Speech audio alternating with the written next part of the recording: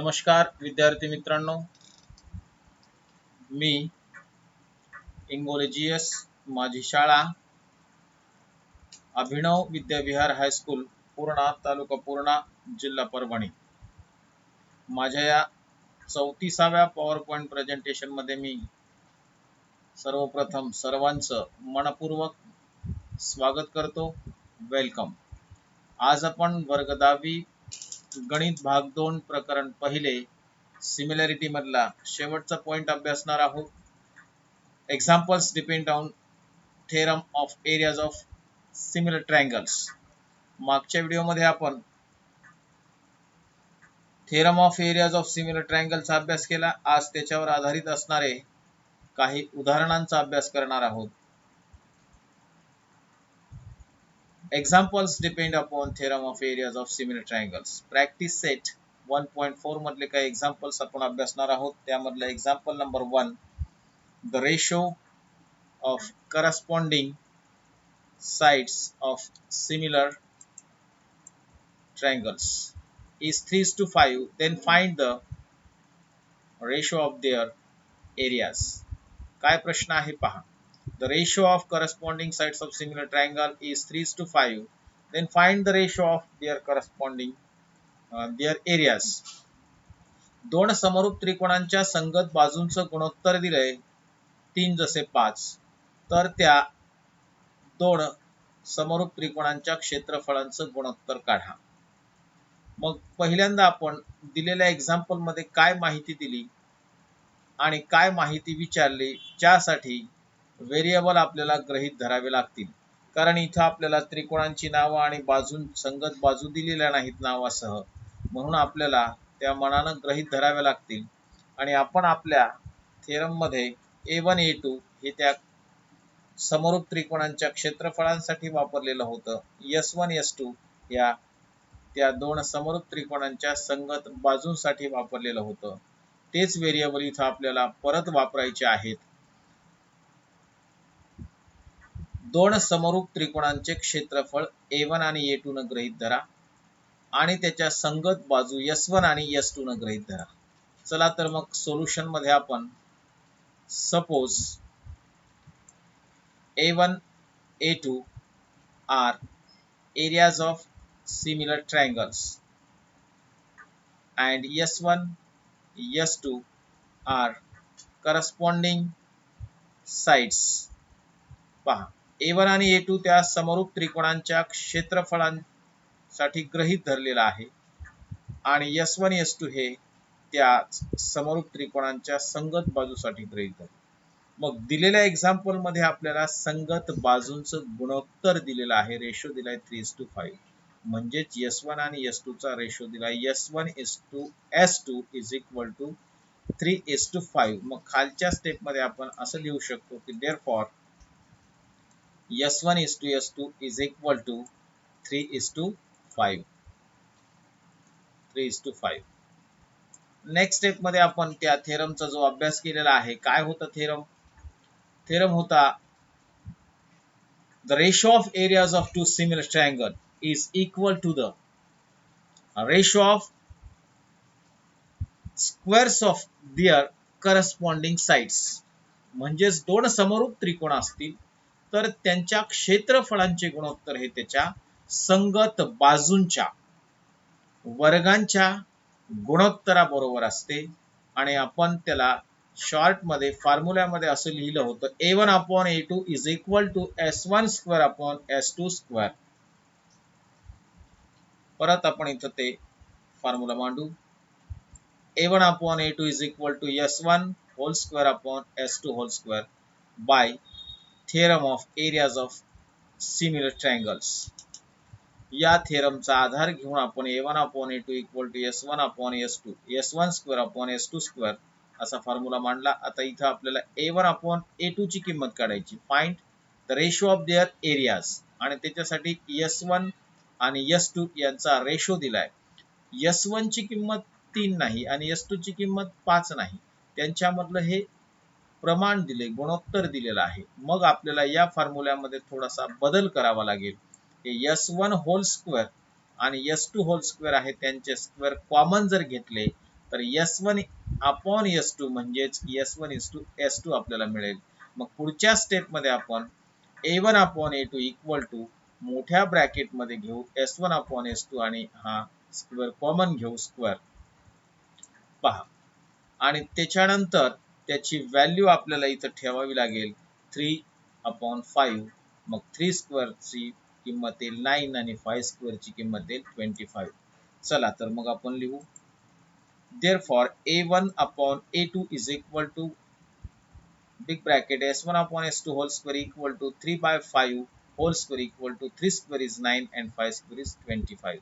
त्याचं final answer आहे हे 9:25. कशाचा आन्सर आहे या एक्झाम्पल मध्ये find the ratio of their areas. मग शब्दामध्ये उत्तर लिहायचं therefore the ratio of their areas is 9:5. काय आन्सर शेवटचं 9:25 सॉरी 25.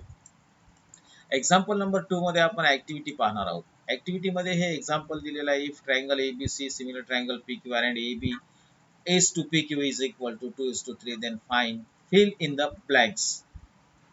मागच्या एक 4-5 वर्षापासून आपल्या 10वीच्या SSC बोर्ड एक्झाम मध्ये ऍक्टिव्हिटी विचारली जाते.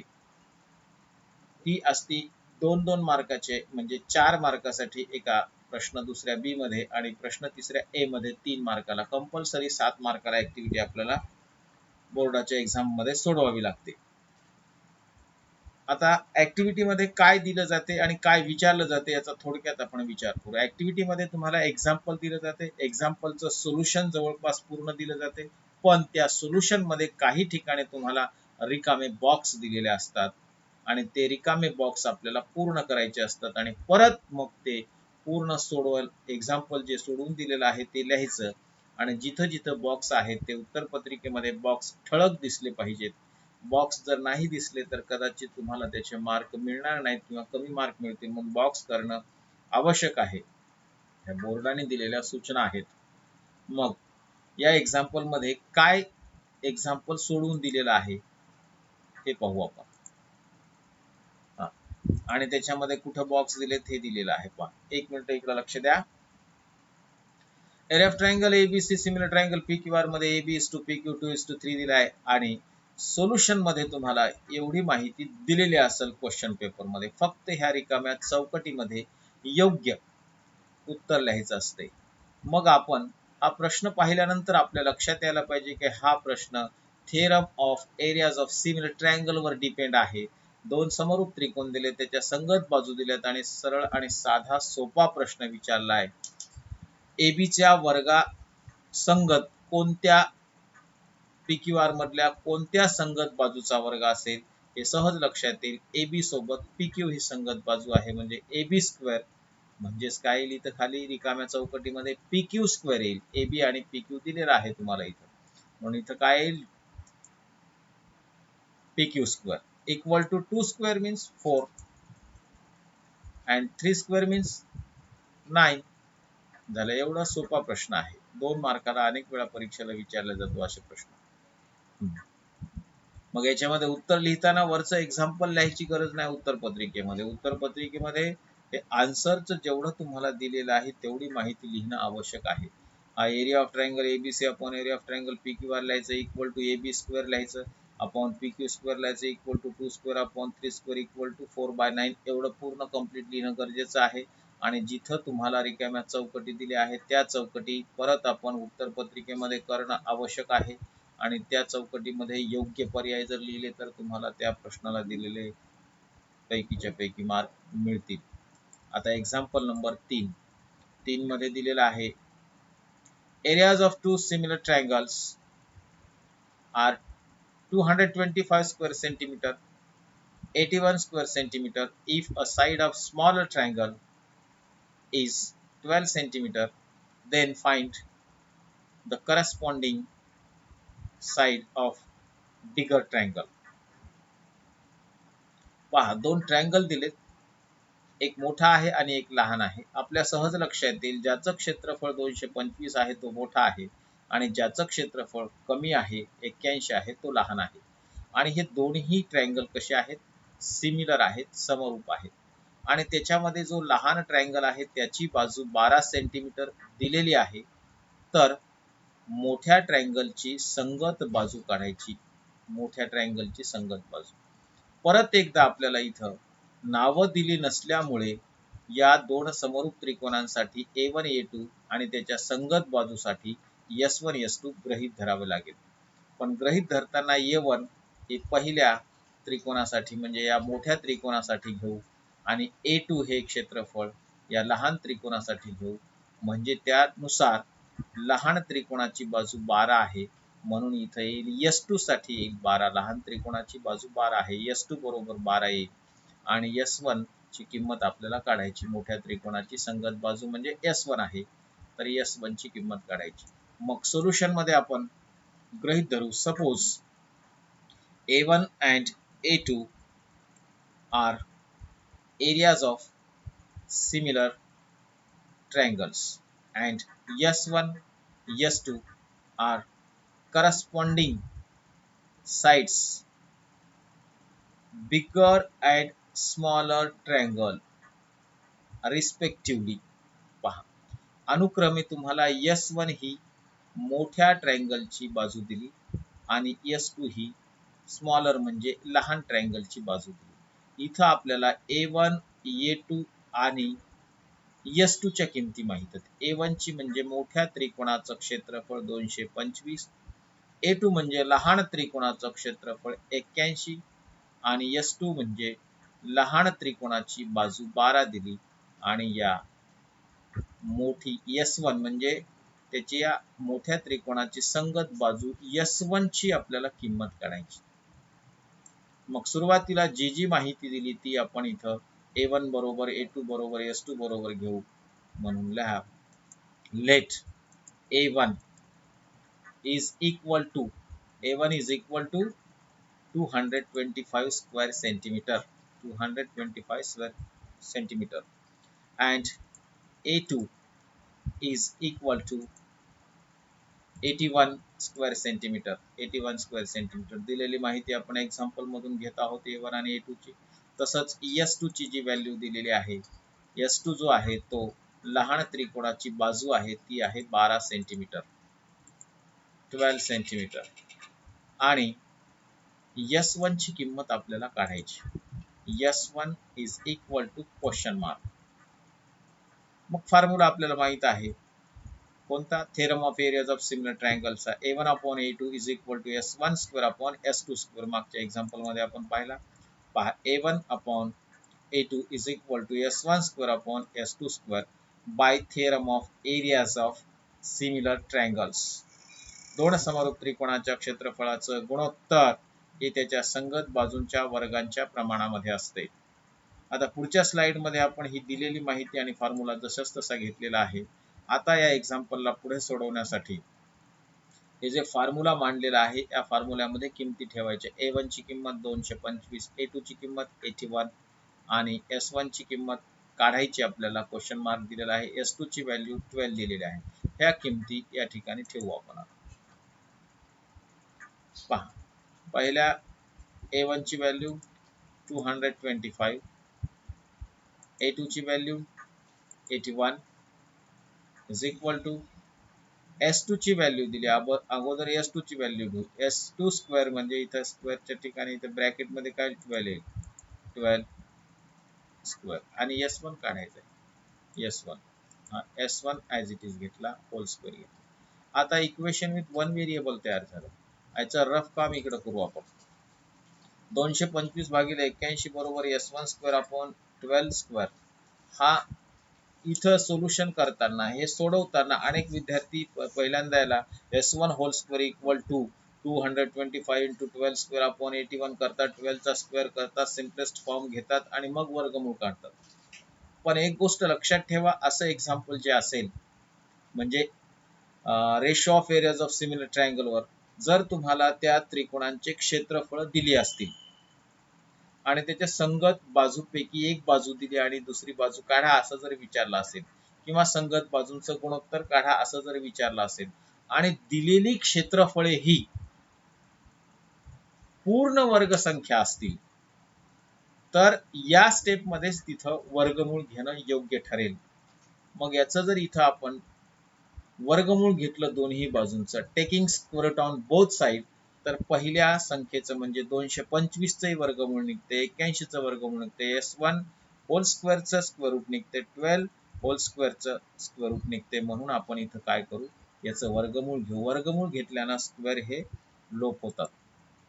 म्हणजे काय राहिलं उजव्या बाजूमध्ये, S1/12 राहिलं. आता या 225चं स्क्वेअर रूट काय आहे, 15 आहे आणि 81चा स्क्वेअर रूट आहे 9.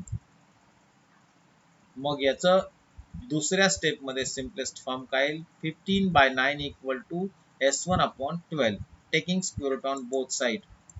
15/9 इज इक्वल टू S1/12. आता इथं आपण पुढच्या स्टेपमध्ये घेऊ शकतो. S1 is equal to 15 into 12/9. S1 is equal to 15 into 12 cross multiplication upon 9. आता याला सिम्पलेस्ट फॉर्म देऊ आपण. 9 आणि 15 मध्ये 3 हा सामायिक अवयव आहे म्हणून 3 ने याला भाग जातो. 3 न दोन्ही संख्येला भाग देऊ. 3 3 जा 9 आणि 3 15 जा 5. परत या 3 न 12 ला भाग जातो. 3 1 जा 3 and 3 4 जा 12. मग इथं याची आपण सिम्पलेस्ट फॉर्म मध्ये काय येईल, therefore S1 equal to 5 into 4 divided by 1 नाही लिहिला तरी चालतो. Therefore S1 is equal to 5 into 4 आणि शेवटचा answer S1 equal to 20 centimetre येईल. 5 इंटू 4 इज 20 सेंटीमीटर. मग आपल्याला दिलेल्या प्रश्नामध्ये काय दिलं होतं, तर त्याच्या संगत मोठ्या त्रिकोणाची बाजू किती आहे, 20 सेंटीमीटर आहे. होमवर्क मध्ये आपण याच प्रॅक्टिस सेट मधले उदाहरण पाहू. प्रॅक्टिस सेट 1.4 मधले एक्झाम्पल घरी सोडून पहा राहिलेले. जर काही अडचणी आल्या तर माझ्या यूट्यूब चॅनलच्या कमेंट बॉक्समध्ये आम्हाला कळवा. माझे जर व्हिडिओ आपल्याला आवडत असतील तर लाईक व शेअर करायला विसरू नका. आणि माझे पुढील व मागील व्हिडिओ पाहण्यासाठी आपण माझ्या चॅनलला सबस्क्राईब करा. आपण देत असलेल्या प्रतिसादाबद्दल मी आपल्या सर्वांचे मनपूर्वक धन्यवाद मानतो. थँक्स. करोना महामारीचं संकट अजून संपलेलं नाही. आपण आणि आपल्या परिवाराची काळजी घ्यावी. आपण आपल्या घरी सुरक्षित राहावं एवढी मी आपल्याकडून अपेक्षा करतो. आपण आपल्या घरी stay home, stay safe. Thanks. धन्यवाद. पुन्हा भेटू.